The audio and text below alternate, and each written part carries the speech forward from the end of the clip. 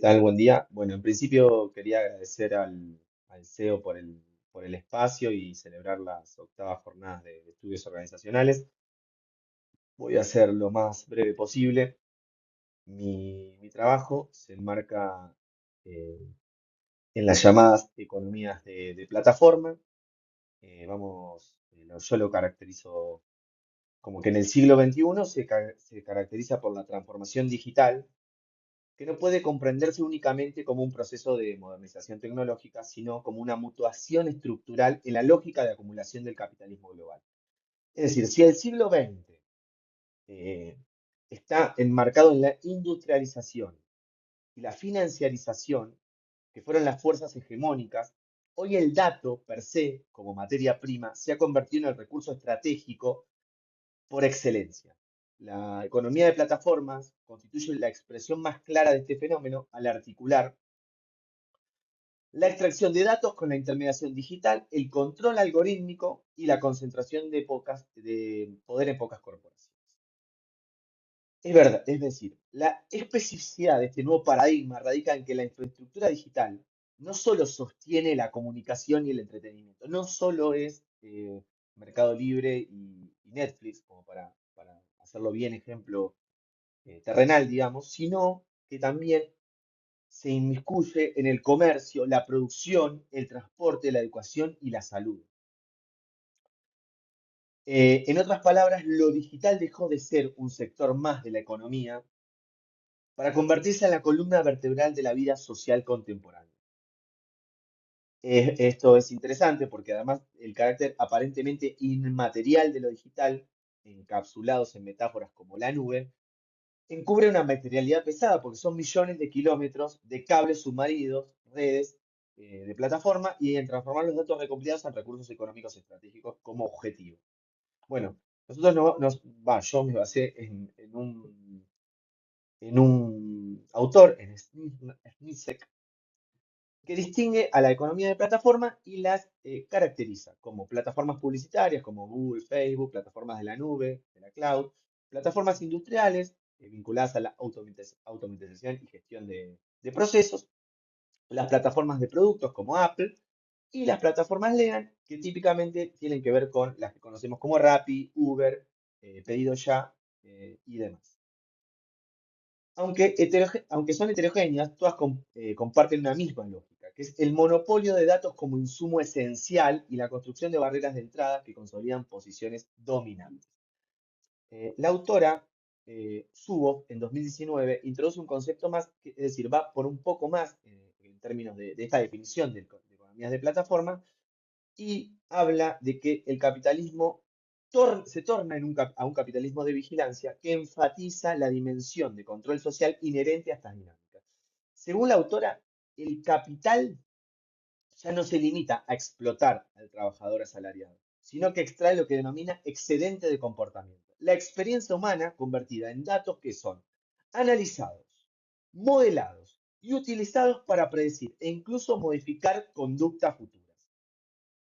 Esto es interesante porque ya se institucionaliza el dato per se y pasa a ser, a estar en toda nuestra vida social y el paradigma como tal, ¿no? El cambio de paradigma de no el dato sino como un mercado, no el dato como la economía del conocimiento, la economía digital, sino que atraviesa todos los estratos de nuestra vida. Este fenómeno adquiere una relevancia particular en América Latina históricamente atravesada por dinámicas de dependencia y subordinación tecnológica. La digitalización no escapa a esta lógica. Si bien la penetración de Internet y de plataformas como Mercado Libre, Rappi o Uber se ha acelerado, la región sigue careciendo de infraestructura propia de almacenamiento y procesamientos avanzados de datos, lo que implica una fuga de valor hacia los países más desarrollados. Además, las debilidades en los sistemas energéticos y las políticas de innovación limitan la posibilidad de construir un modelo autónomo y sostenible. Bueno, en esta línea, el CEPAL y la CENIA conformaron un índice, el índice ILIA, digamos, el índice latinoamericano de inteligencia artificial, que dice que la región está en 1,12% de desarrollo en términos de infraestructura, inversión y gobernanza digital. El caso de Argentina, voy a ir pasando, el caso de Argentina refleja estas tensiones de manera nítida. Por un lado, existe un ecosistema digital dinámico con startups y plataformas locales que han alcanzado una proyección regional, como Mercado Libre, y como mencionábamos a Mercado Libre, pero por otro lado, la estructura que soporta todo esto todavía sigue siendo frágil. La hipótesis central de este trabajo sostiene que la economía de plataformas, lejos de construir un mero progreso tecnológico, reproduce y profundiza las dinámicas de concentración y dependencia propias del capitalismo global. La economía de plataformas se ha convertido en una de las categorías centrales para comprender las transformaciones actuales del capitalismo. Una plataforma puede definirse como una estructura digital que posibilita las interacciones dentro de esa plataforma, es decir, que posibilita las interacciones de los proveedores, de los trabajadores, de los clientes, y en esas interacciones se extraen los datos. Y esos datos son muy importantes en términos de monopolizar el dato per se, pero también moldear las conductas futuras, los algoritmos, o sea, la dinámica algorítmica y demás. Así que voy a seguir. Bueno, un poco lo que decía es esto, que las plataformas al basar su rentabilidad en la expectativa de efectos de red y de apropiación de datos, atrajeron inversiones masivas de capital, de riesgo y de grandes fondos financieros. Es interesante este fenómeno porque esta dinámica permitió que compañías deficitarias durante años como Amazon, que lo fue en las primeras 2 décadas, pudieran sostener una expansión a costa de endeudamiento, financiamiento especulativo y reinversión continua. En ese sentido, Cecilia Recap en el 2021 denomina este fenómeno, que es un concepto que me gusta traer, que es el monopolio intelectual del capital. ¿Qué quiere decir esto? Lo utiliza para resaltar el poder, que el poder no reside únicamente en la infraestructura material, sino también en el control sobre los conocimientos, los algoritmos, las patentes y los estándares tecnológicos.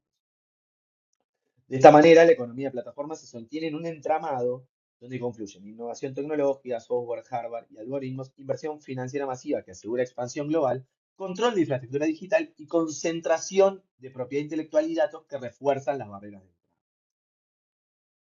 entrada. Bueno, acá vemos un poco el consumo en términos de teravatios y por eso también es importante decir que entrenar un modelo de IA de última generación requiere millones de gigabytes de datos y semanas de procesamiento en clúster de GPUs, lo que se traduce en un consumo energético enorme. Según estudios citados por Crowdsource, en el 2021, el entrenamiento de un único modelo de procesamiento del lenguaje natural puede generar una huella de carbono equivalente a la de 5 automóviles durante toda su vida útil.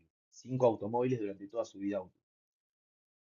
Em, es interesante también que para comprender este fenómeno se puede contrastar contradicciones previas a la economía política, porque hay una relación directa, eh, bueno, lo vemos un poquito más adelante, que en el pensamiento marxista el capital se caracteriza por la apropiación del trabajo excedente, ¿no?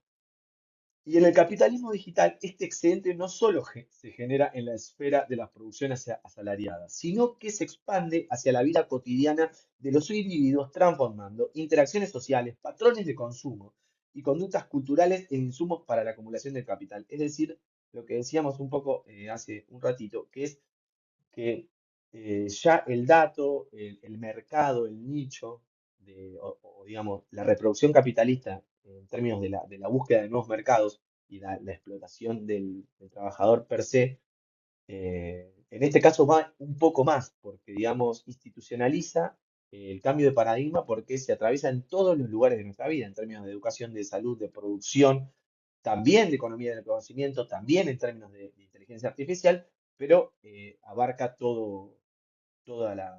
ese amplio el espectro, digamos, en la vida social, en la nueva vida social establecida. Bueno, voy a seguir acá un poco.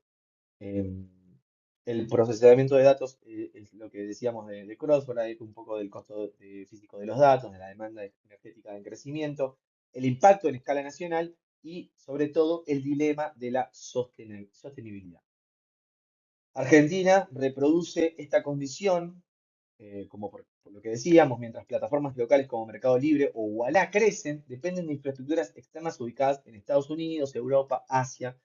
El ILIA, el índice que nombrábamos anteriormente, revela que la región concentra gran volumen de datos, pero con baja disponibilidad y estandarización, lo que limita la innovación local.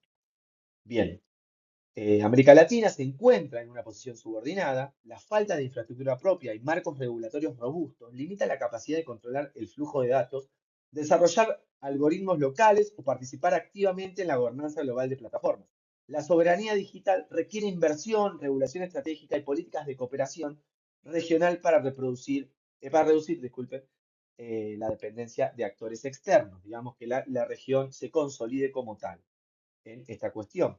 Por eso, De Stefano, en el 2016, describe este fenómeno como la expresión Just-in-Time Workforce.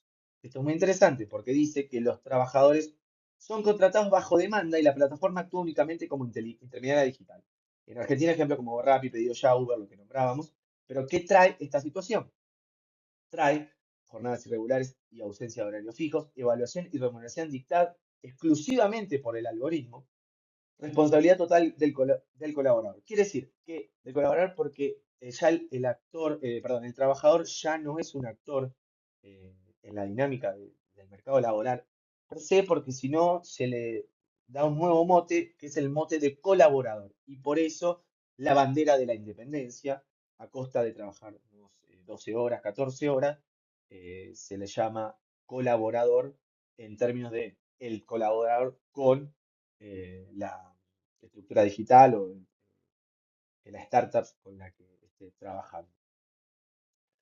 Al trasladar la responsabilidad al colaborador, las plataformas logran reducción de costos operativos, alta flexibilidad y escalabilidad global. Mientras el trabajador absorbe vulnerabilidades estructurales. Antunes en 2018 subraya que este modelo reproduce un nuevo tipo de servidumbre digital donde la autonomía aparente es una ilusión que encubre una dependencia y una precariedad, inestabilidad laboral, identidad ocupacional difusa, porque no se sabe cuál es la estructura en la que está amparado el trabajador, la ausencia de derechos laborales plenos. Más allá del empleo, la lógica de las plataformas mercantiliza la vida cotidiana. Es decir, es esto. Es hablar del empleo, pero es ir un poco más allá. Hablar de la economía del conocimiento, pero es ir un poco más allá. La lógica de las plataformas mercantiliza la vida cotidiana, tal como advertía Polanyi en el 1944. La movilidad urbana, la información personal, las emociones e incluso la sociabilidad se transforman en insumos para la acumulación de capital.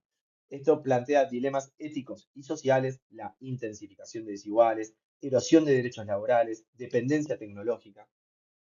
Bien, después vamos a hablar, que hay una cuestión de lo que venimos hablando que es interesante, que es la relación que tiene con lo que Prebisch nombraba como centro-periferia.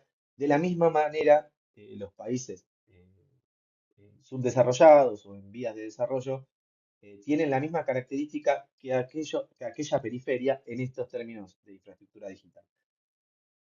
Este modelo reproduce una doble desventaja estructural que recuerda las dinámicas centro-periferias identificadas por Prebisch y por la CEPAL. La adopción de tecnologías como IA, cloud, una capacidad energética que la matriz argentina aún no puede sostener, sin comprometer la estabilidad del sistema, la dependencia de infraestructura digital extranjera, particularmente centros de datos de Estados Unidos, Europa y Asia, y la falta de inversión estratégica local e infraestructura digital que acelera la obsolencia tecnológica.